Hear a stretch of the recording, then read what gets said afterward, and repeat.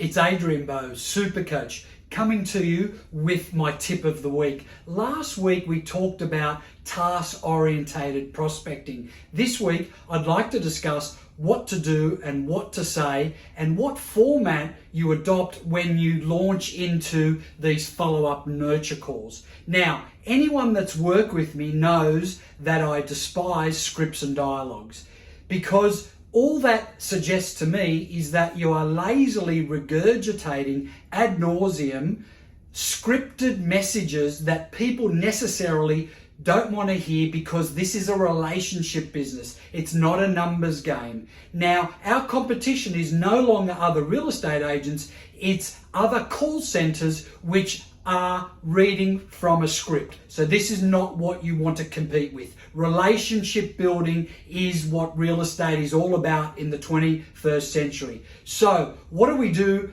rather than using scripts and dialogues? What we do is use objectives, very clear objectives prior to making the call. For example, if you have a follow-up nurturing call for someone in your database, objective number one would be to introduce yourself and provide information on a just listed, just sold, either from your own company or someone surrounding their particular property. Number two, acknowledge the previous notes in your CRM, which could have been, for example, that they were renovating, or they were having a child, or they were thinking about moving areas. Number three, launch immediately into providing or suggesting to provide a current market update on their property. Now, some great dialogue you could use is, there's some confusion in the market, I'd love to provide you some clarity, and it only take me 15 minutes sometime this week. Now, the best part about this is that if your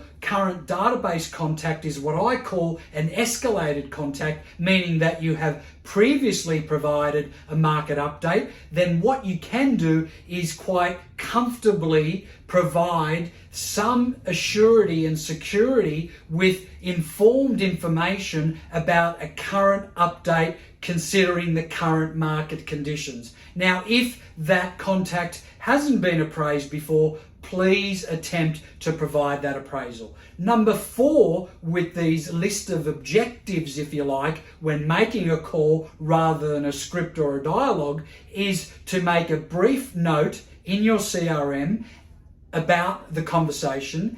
And the last point in these list of objectives is to provide a follow-up task either for 7, 14, 21, 30, 60 or 90 days. Now that 90 days would be the maximum in this market. We all know that someone says to us, I'm not thinking about selling, or I have no plans at this stage, and either we don't make the call or we make it for 6 or 12 months and then we see that listing pop up through a competitor, which is not a great exercise. So I'm really glad that I'm being able to tune in with this objective over script and dialogue. Please choose that. Please nurture your clients. Please prospect with absolute precision and forensic detail. And I look forward to coming back to you next week.